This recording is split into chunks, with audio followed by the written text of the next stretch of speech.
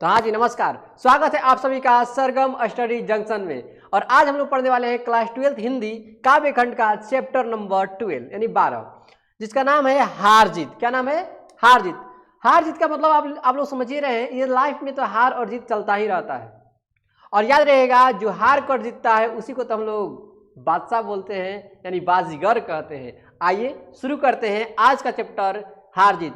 और हाँ, मैं आपको आश्वासन दिलाता हूं कि यदि इस चैप्टर को पूरा देखते हैं बिना स्किप किए तो 100% समझ में आएंगे और परीक्षा में जाएंगे तो आपका कलम भी नहीं रुकेगा। ठीक है, आइए शुरू करते हैं हम लोग। तो हार जीत जो चैप्टर है, उस पाठ के जो लेखक हैं उनका नाम है, आप लोग देख ही रहे हैं, अशोक वाजपेयी। क्या नाम है बाबू? अशोक वाजपेयी। याद रहिएगा, जो हार जीत चैप्टर है उसके लेखक कौन है? अशोक वाजपेयी।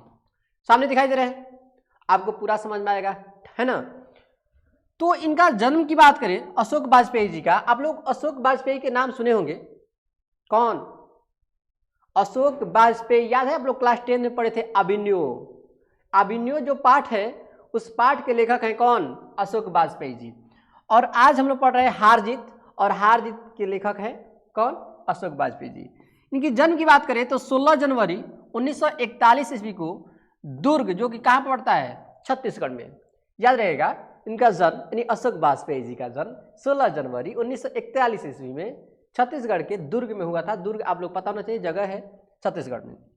इनकी माताजी के नाम बात करें तो निर्मला देवी। याद रहेगा, अशोक वाजपेयी जी की माताजी के नाम निर्मला देवी, आप लोग 10 क्लास में भी पढ़े थे। और पिताजी का नाम था परमानंद वाजपेयी। परमानंद वाजपेयी। शिक्षा की बात करें तो ये गवर्नमेंट हायर सेकेंडरी स्कूल में प्रारंभिक शिक्षा प्रारंभ किए। मतलब देखिए बाबू, ये जो अशोक वाजपेयी जी हैं वो गवर्नमेंट हायर सेकेंडरी स्कूल में ये प्रारंभिक शिक्षा प्रारंभ किए। और उसके बाद समझिएगा, उसके बाद सागर विश्वविद्यालय से, कौन से विश्वविद्यालय से? सागर विश्वविद्यालय से बीए किए थे। बीए का मतलब समझ में आ रहा है ना, बैचलर्स ऑफ आर्ट। और आगे बात करें तो ये सेंट स्टीफेंस कॉलेज दिल्ली से अंग्रेजी में एमए किए। याद रहेगा, प्रश्न आ सकता है कौन कि अशोक वाजपेयी जी अपना प्रारंभिक शिक्षा किस स्कूल से किए थे? तो गवर्नमेंट हायर सेकेंडरी स्कूल से। ठीक है, और ये जो है ये बीए कहाँ से पास किए थे? तो सागर विश्वविद्यालय से। और एमए कहाँ से पास किए थे? तो सेंट स्टीफेंस कॉलेज दिल्ली से ये एमए किए थे, और ये अंग्रेजी विषय में। अंग्रेजी विषय इसलिए बोल रहे हैं क्योंकि आप लोग 10वीं 12वीं क्लास के एग्जाम जैसे ही देंगे और बीएससी में एडमिशन होता है या बीए में एडमिशन होता है या बीकॉम में, तो आपका सिर्फ एक ही सब्जेक्ट ऑनर्स बन जाता है। तो बीए हो या एमए हो या एमएससी हो या बीएससी हो, उसमें ऑनर सब्जेक्ट एक ही होता है। तो ये अंग्रेजी इनका क्या था? ऑनर सब्जेक्ट था। ठीक है, आगे देखते हैं। वृत्ति की बात करें, वृत्ति मतलब समझ में रहा है ना कि अपने ये जीवन काल में कौन कौन से कार्य किए। तो वृत्ति की बात करें तो अपने जीवन काल में ये भारतीय प्रशासनिक सेवा के अधिकारी रहे। भारतीय प्रशासनिक सेवा के अधिकारी बोले तो हम लोग क्या बोलते हैं? आईपीएस, इंडियन पुलिस सर्विसेज के एक में काम किए, यानी कि आईपीएस ऑफिसर भी रह चुके हैं। कौन? अशोक वाजपेयी जी। सम्मान की बात करें बाबू समझिएगा, ये बहुत अच्छे व्यक्ति है, इनको बहुत ज़्यादा अवार्ड भी मिला है और ये अभी तक जिंदा भी हैं। सोचिए कितना अच्छा लगता है ना कि जो व्यक्ति जिंदा है उनके बारे में पूरा बिहार के छात्र पढ़ रहे हैं, टीचर पढ़ाने वाले भी पढ़ रहे हैं। बात समझ में आ रहा है ना, बहुत खुशी होता है। तो हे स्टूडेंट जी, आप लोग से मेरा विनती है, गुजारिश है कि आप लोग भी इतना अच्छे से मेहनत करिए ताकि दुनिया आपको याद रखे। ठीक है, जैसे हम लोग अशोक वाजपेयी जी को याद कर रहे हैं। बात समझ में रहे? जो अभी जीवित हैं, सोचिए कितना गर्वान्वित महसूस होता होगा। तो आप बने रहिएगा वीडियो में, आपको 100% समझ में आएंगे। और बाबू मोबाइल अब चलाना बंद कर दीजिए क्योंकि आपका परीक्षा यानी एग्जाम बहुत ही करीब आता नजर आ रहा है। ठीक है, देखिए सम्मान की बात करें तो इन्हें साहित्य अकादमी पुरस्कार भी मिल चुका है। साहित्य अकादमी पुरस्कार के विजेता है। आप लोग पता होना चाहिए, साहित्य के यानी लिखने में एक पुरस्कार मिलता है जिसका नाम है साहित्य अकादमी पुरस्कार या साहित्य अकादमी पुरस्कार इनको मिला। और दयावती मोदी कवि शेखर सम्मान भी मिला है। दयावती मोदी कवि शेखर सम्मान भी मिला है। किनको? अशोक वाजपेयी जी को। ठीक है, कृतियां की बात करें तो ये कौन कौन सी कृतियां किए रचे हैं, मतलब कौन कौन सी इनकी रचना है। बाबू देखिए, ये वही रचना है जो परीक्षा में बार बार आए हैं। ठीक है, जो परीक्षा में आ गए हैं, बहुत ज़्यादा जो इम्पोर्टेंट है, जो महत्वपूर्ण है, हम उसको क्या किए हैं, यहाँ पर आप लोगों को टाइप कर दिया गया, ताकि आपको टोटल के टोटल ऑब्जेक्टिव जाएंगे और जाते जाते अगर बाबू आपको पता रहेगा, याद किए रहेंगे, खट खट खट खट खट खट, आपका कलम रुकेगा जी नहीं। तो कृतियां की बात करें तो कहीं नहीं वहीं, कहीं नहीं वहीं, थोड़ी सी जगह, अभिन्यो, अभिन्यो आप लोग 10 क्लास पढ़े ना, फिलहाल, तीसरा साक्ष्य। आप लोग को प्रश्न आ जाएगा कि कहीं नहीं वहीं किसकी रचना है, तो आप लोग बताना पड़ेगा अशोक वाजपेयी जी की रचना है। थोड़ी सी जगह किनकी रचना है, तो अशोक वाजपेयी जी की रचना है। अभिनयो किनकी रचना है, अभिनयो आप लोग पढ़े थे, अभिनयो आप लोग पता होना चाहिए कि आप लोग 10 क्लास में पढ़े थे। फिलहाल इन्हीं की रचना है, तीसरा साक्ष्य। ठीक है, आइए अब हम लोग शुरू करते हैं क्लास 12 की चैप्टर नंबर 12। ठीक है, देखिए बाबू इसमें क्या है, देखिए क्या होता है कि जब एक नेता अपना चुनाव जीतते हैं, नेता क्या करते हैं, चुनाव जीतते हैं, तो उनके चुनाव के उपलक्ष्य में लोग, जो गांव के लोग होते हैं, जो शहर में के लोग होते हैं, वे उत्सव मनाते हैं कि हमारी पार्टी क्या हो गई है, जीत गई है। और उनके लिए क्या किया जाता है, नेता के स्वागत के लिए पूरे गांव में रोशनी किया जाता है, पूरे शहर में रोशनी किया जाता है, यानी सजावट किया जाता है, डीजे वगैरह वगैरह बजाया जाता है, ताकि उनको बताया जाता है कि हमारी जो सेना है वो विजय प्राप्त करके क्या कर रही है, वापस लौट रही है। लेकिन सही सही बताइए, वही जो होते हैं नेता, वही इस भोली भाली जनता को गुमराह करके उसी को शोषण करते हैं। बात समझ में आ रहा है ना। तो यहाँ पर बात है कि वे उत्सव मना रहे हैं, कौन, हमारे जैसे भोली भाली जनता, किसके जीतने पर, इन नेताओं को जीतने पर। आप लोग सामने नेताजी दिखाई दे रहे हैं, नेताजी जय। तो वे उत्सव मना रहे हैं, सारे शहर में रोशनी की जा रही है, उन्हें बताया गया है कि उनकी सेना और रथ विजय प्राप्त करके क्या कर रहे हैं, लौट रहे हैं। याद रहेगा बाबू भाइयों, देखिए नेता जीतते हैं और उसी भोली भाली जनता को क्या करते हैं, शोषण करते हैं। और उन्हें बताया जाता है कि जनता को कि आपकी जो सेना गई थी वो वापस लौट रहे विजय प्राप्त करके। और भोली भाली जनता क्या करते हैं, डांस करते हैं, डीजे बजाकर, स्वागत के लिए वेलकम, बड़े बड़े फूल के माला ले आते हैं, ये नेता जीते हैं तो हमारा कुछ ना कुछ भलाई करेंगे, हमारे क्षेत्र के विकास करेंगे। लेकिन वही नेता जीतने के बाद, बाबू समझ में आ रहा है ना, जीतने के बाद हमको ही हमारे मान लीजिए गली पास हुआ, उस गली में मार लेते हैं पैसा, कम उसमें मटेरियल डालकर ढलवा देते हैं। बात समझ में आ रहा है ना। तो यही सब नेता लोग क्या करते हैं कि जनता को शोषण करते हैं, और यही जनता उसकी जीत में खुशियां मनाता है। आइए आप लोग परीक्षा में आएगा तो आप लोग लिखिएगा प्रस्तुत पंक्तियां। बाबू देखिए प्रश्न आता है कि ऐसे दे देगा और इसको कहेगा कि आप लोगों को कि इसका संपूर्ण व्याख्या करें, तो आप लोग लिखना है काला पेन से संपूर्ण व्याख्या। उसके बाद लिखना है प्रस्तुत पंक्तियां हार जिस शीर्षक गद्य कविता से ली गई है। गद्य कविता का मतलब होता है, देखिए ना, ये कविता जैसा नहीं, ये गद्य कविता है। गद्य मतलब होता है कहानी जैसा ही होता है। ली गई, जिसके रचनाकार अशोक वाजपेयी है। इन पंक्तियों में कवि ने राजनीतिक झूठ को उजागर किया है। राजनीतिक झूठ मतलब समझ में रहा है, जो झूठा किया जाता है, जो काम, बताइए उतना उत्सव मनाने की क्या जरूरत है। उनको कह दीजिए अच्छा काम करिए, आप अगला साल अवश्य जीतेंगे, लेकिन काम अच्छा करेंगे तब न। राजनीतिक झूठ को उजागर किया है। कवि कहते हैं कि नेता जनता को दोना दिग्भ्रमित करते हैं। दिग्भ्रमित मतलब उसमें झूठे झूठे बातों का करते हैं, वादे करते हैं, और उन्हें वास्तविकता से क्या करते हैं, दूर रखते हैं। वाजपेयी जी ने इस कविता में जनता और शासक का सही चित्रण प्रस्तुत किया है। सही चित्रण मतलब बुझा रहा है, अच्छा सा चित्रण प्रस्तुत किया है ना। शासक वर्ग भोली भाली जनता को क्या करते हैं, गुमराह करके खुद सुख भोगती है। सही बात है, जो शासक वर्ग होते हैं, जो नेता वगैरह होते हैं, वो क्या करते हैं कि भोली भाली जनता को गुमराह करके खुद ही सुख भोगती है।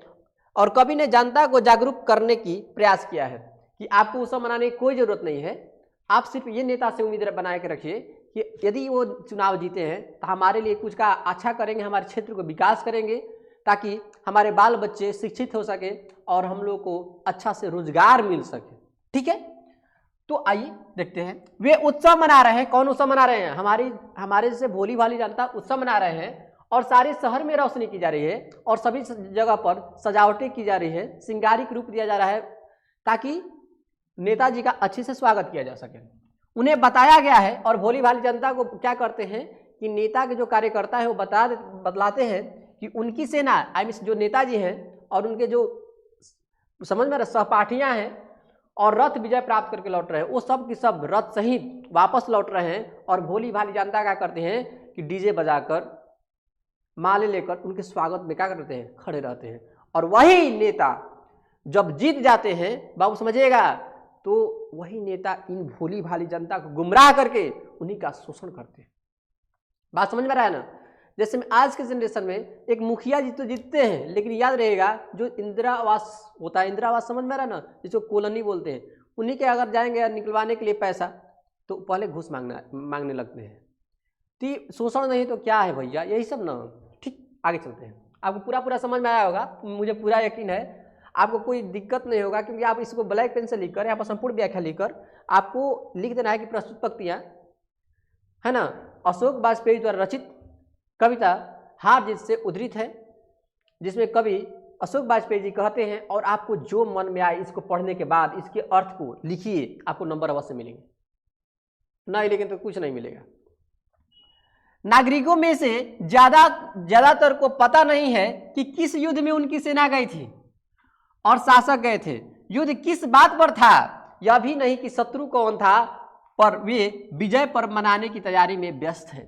अच्छी बात है, ये दो गो व्यक्ति खड़े हो गए या दो से अधिक व्यक्ति खड़े होते हैं, खड़े मतलब उम्मीदवार खड़े होते हैं, तो ये बताइए वो आपको शत्रु हैं? नहीं। आप जिसमें वोट मारे वो बहिमा है, अच्छा है, और जिसमें वोट नहीं मारे वो शत्रु हो गया आपका? जी नहीं, शत्रु नहीं होते हैं।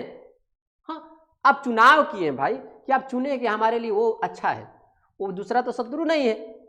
तो यहाँ पर देखिए कवि कहते हैं कि भोली भाली जनता को बताया जाता है कि युद्ध में उनकी सेना विजय होकर लौट रही है, जबकि शहर में नागरिकों को यह भी पता नहीं है कि युद्ध किनके बीच हो रहा है। यानी नागरिकों में से ज्यादातर को पता नहीं है कि युद्ध किसके बीच में हो रहा है, समझिए।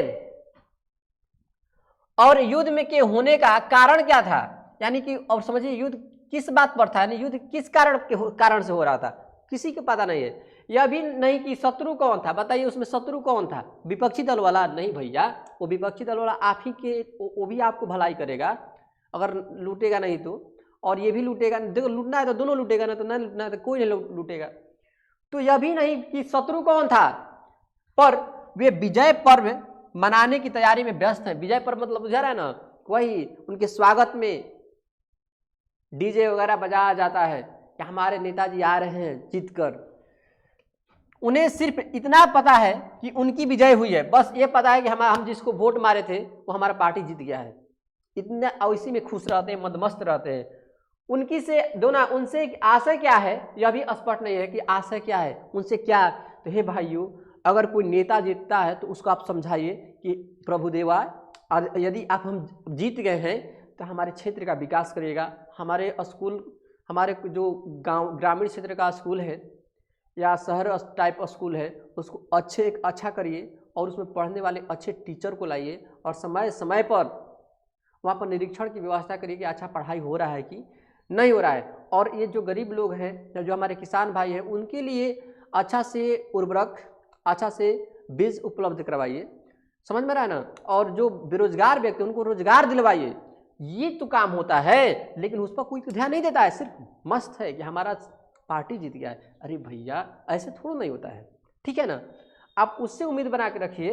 ये बाबू समझिए, ये आप लोग उत्सव मनाने की बात नहीं है, उनसे ये बोलिए कि आप ठीक है जीत गए, आप हमारे क्षेत्र को विकास करिए, आप अगला बार अवश्य जीतेंगे, आपको प्रचार करने की कोई जरूरत नहीं है, ठीक है। करे किसकी विजय हुई, सेना की कि शासक की कि नागरिकों की? किसी के पास पूछने का अवकाश नहीं है, अवकाश मतलब समय नहीं है, छुट्टी नहीं है।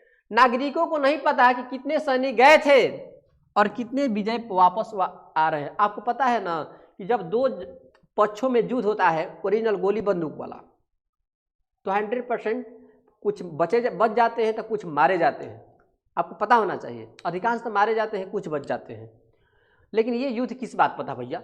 ये तो आप गए थे, आपको पता ना, जहाँ पर वो वोट का जो अनाउंसमेंट किया जाता है कि आप जीते आप हारे, तो वहाँ पर कितने लोग गए थे, कितने लोग आ रहे हैं। आज के नेतागिरी जानते हैं क्या करते हैं, जाते हैं दो मान चार पक्ष या तीन पक्ष गए, आज जैसे ही देखते हैं कि वो हारने लगा तो हारने वाला के टीमवा के जो व्यक्ति होते हैं जीतने वाला में समाहित हो जाते हैं। जिंदाबाद जिंदाबाद नेताजी जिंदाबाद, क्योंकि आप हम पर अब ध्यान दीजिए, हम पर नहीं, मतलब जो नेताजी है अब वो उनका ध्यान उन लोगों पर चला जाएगा।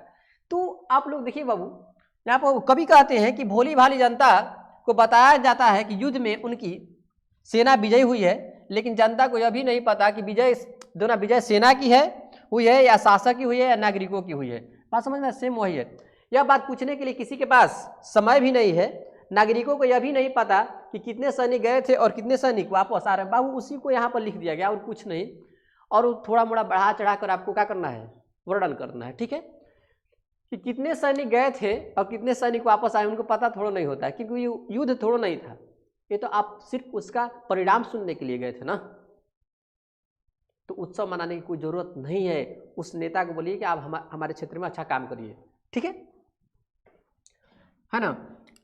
खेत रहने वालों की सूची अप्रकाशित है। सिर्फ एक बूढ़ा मस्का वाला है जो सड़कों को सींचते हुए कह रहा है कि हम एक बार फिर हार गए हैं, और वह गाजे बाजे के साथ जीत नहीं हार लौट रही है। बाबू समझिए, वास्तविकता की बात है। यहाँ पर देखो ना, कवि कहते हैं कि खेत में रहने वाले अर्थात श्रमिक लोग, बाबू समझिए, खेत रहने वाले की सूची अप्रकाशित है, यानी खेत में जो काम करने वाले व्यक्ति हैं उनका समझिए, उनका जो बाबू समझिए कह रहा है कि कवि कहते हैं कि खेतों में रहने वाले अर्थात श्रमिक मजदूर, उन्होंने आज़ादी में अपना योगदान दिया है, वो उनकी तरफ किसी का ध्यान नहीं है। यानी कि खेत रहने वाले की सूची अप्रकाशित है, यानी उस सूची में उन लोगों का नाम ही नहीं है कि वो भी व्यक्ति भी कुछ किया है हमारे लिए, सिर्फ नेताजी पर ध्यान है। सिर्फ एक बूढ़ा मस्का वाला है जो सड़कों को सींचते हुए कह रहा है, यानी समझिए बूढ़ा मस्का वाला सड़कों को सींचते हुए देश की बुद्धिजीवी वर्ग की ओर कहता है। सड़कों को सींचते हुए मतलब सड़क पर चलते हुए बूढ़ा व्यक्ति क्या कहते हैं, ये जो आ रहा उधर गाजे बाजे डीजे धमाका के साथ कि नेताजी जीत गए हैं और डांस लोग करते आ रहे हैं, भोली भाली जनता, वो बोल रहे हैं कि फिर एक बार हम लोग हार गए क्योंकि ये गाजे बाजे के साथ जीत नहीं हार लौट रही है। क्योंकि नेता वास्तविकता दिखावा नहीं करते हैं, वो काम को दिखाते हैं, काम को सिर्फ ढोल नगाड़े बजा कर ही नहीं दिखाते हैं, उस पर कोई ध्यान नहीं देता। और अच्छा यह है कि उस पर सड़कों को सींचने भर भी की जिम्मेवारी है, सच तो को दर्ज कराने के बोलने की नहीं है। यानी बोला जा रहा है कि हम लोग को एक बार फिर हार गए और गाने बाजे के साथ जीत नहीं हार लौट रही है, लेकिन उस पर कोई ध्यान नहीं देता। और अच्छा ही क्योंकि राजनीति की जिम्मेदारी से वो मुक्त है। वो व्यक्ति बोलते हैं कि राजनीति से की जिम्मेदारी से मुक्त है, और वहाँ पर कोई सच को बतलाने वाला नहीं है कि आप इस सड़क को बनवाइए, गली को बनवाइए, समझ में आ रहा है ना। जो वृद्ध व्यक्ति है उनका पेंशन दीजिए, ताकि ये बात बोलो लो तो उस व्यक्ति को सिर्फ सड़क पर चलने की जिम्मेवारी है और उसको उस पर कोई ध्यान नहीं देता है, क्योंकि वो व्यक्ति जानता है कि हकीकत क्या है। डीजे नगाड़े बजाने से होने वाला नहीं है। आपका लास्ट पॉइंट है, देखिए लास्ट पॉइंट, हाँ, जिन पर है वे सेना के साथ ही जीत कर लौट रहे हैं। यानी जिन पर है वे सेना के साथ ही जीत कर लौट रहे हैं। यानी कहने का मतलब है कि जो बाबू समझिए, जो नेता हैं अपनी उस सेनाओं के साथ वापस लौट रहे हैं और लोगों को ये दिखावा करते हैं कि हम लोग आप तो जिता तो दिए हैं, लेकिन इसमें खुशियाँ में भी शामिल होइए, और इस खुशी में इसके साथ वो पुनः कुछ दिन के बाद वही दुखी में बदल देते हैं। प्रस्तुत पंक्तियाँ हार जीत शीर्षक दोनों गद्य कविता से ली गई हैं, जिनके रचनाकार अशोक वाजपेयी जी। इन पंक्तियों में कवि ने राजनीति झूठ को क्या उजागर किया है। लेखक के अनुसार शासक और सत्ताधारी वर्ग कभी भी अपनी हार की घोषणा नहीं करती हैं। सही बात है, देखिएगा ना, अगर कोई मुखिया हारे होंगे ना तो कहते हैं, जानते हैं सिर्फ एक ही वोट से तो हार गए, अब की बार जरूर जीतेंगे, थोड़ा सा मिस्टेक हो गया जिसकी वजह से हम हार गए। सत्ताधारी कभी अपना हार स्वीकार नहीं करते हैं, वह अपनी हार को भी विजय के रूप में प्रस्तुत करता है। और यदि किसी से बताएगा तो क्या जानते हैं, हम जीते थे, वो रात्रि में पैसा बंटवा दिया था जिसकी वजह से हम हार गए। ऐसा मैंने झूठ वगैरह बोलते रहते हैं, तथा जनता को यह स्वीकार करने के लिए विवश कर देते हैं कि वह उससे बलवान और समर्थवान समझे कि वो व्यक्ति हारा नहीं था, वो जीता हुआ था, तो उसे हरा दिया गया था। देखिएगा ना, अगर मान लीजिए कोई विपक्षी पार्टी क्या करता है, हार जाता है तो बोलते हैं ईवीएम चोरी हो गया था, ईवीएम हैक हो गया था, तो चोरी वोट चोरी हो गया था जिसकी वजह से वो जीत गया चाहे हार गया। ऐसा ऐसा बात चलते रहते हैं, अफवाह चलते रहते हैं, क्योंकि वो अपने आप को जीता हुआ समझता है। ये नहीं कहता है कि हम हारे हैं। अपने आप को सभी जगह पर क्या करते हैं, जिन पर है वे सेना के साथ ही जीत कर लौट रहे हैं, ऐसा लगेगा ना कि सब जीतिए के लौट रहे हैं, थोड़ा सा मुस्कुराहट के साथ, क्योंकि उनको लगता है कि हम जीते नहीं, हारे नहीं, जीते हुए हैं। बात समझ में रहा है। और जो जीत गया है, हम तो अपनी जनता से और उन नेताओं से कहना चाहेंगे, यदि आप जीत जाते हैं तो उस हारे हुए व्यक्ति के पास जाइए और उसको बोलिए कि देखिए भाई, आप भी लड़े, हम भी लड़े, लेकिन हम जीते, लेकिन देखिए जीत में आप भी शामिल हैं और आप जो कहेंगे हम वो करेंगे, क्योंकि आपको भी इतना लोग चुने हैं, आपको इतना कम से कम वोट तो मिला, ठीक है ना, ताकि उस व्यक्ति को कहे कि हाँ भाई ये सामने वाला अच्छा नेता है, जिसकी वजह से वो खुश भी रहेगा। लेकिन आज के व्यक्ति उसके दिखावा के लिए उसके सामने जाकर डांस करना शुरू कर देते हैं, जिसकी वजह से व्यक्ति में गुस्सा आ जाता है, जिसकी वजह से जानते हैं उसको ब्रेन हेमरेज भी हो सकता है, क्योंकि वो बहुत ज़्यादा मेहनत किया रहता है, स्ट्रगल किया रहता है, पैसा बर्बाद किया रहता है, और लोग क्या करते हैं, उसका मजाक उड़ाते हैं। अतः हम आपसे निवेदन करते हैं कि आप लोग वैसे फेरा में न रहें। अगर कोई जीत जाता है तो ठीक है, खुशियाँ मनाइए, लेकिन उतना भी मत मनाइए, ठीक है ना, कुछ भी हो सकता है। Thank you for watching this video. आपको ये पूरा वीडियो समझ में आया होगा, पूरा पढ़ाई समझ में आया होगा। यदि समाज समझ में आया होगा तो इस चैनल को सब्सक्राइब करें और अपने दोस्तों के पास शेयर करें। जय हिंद दोस्तों।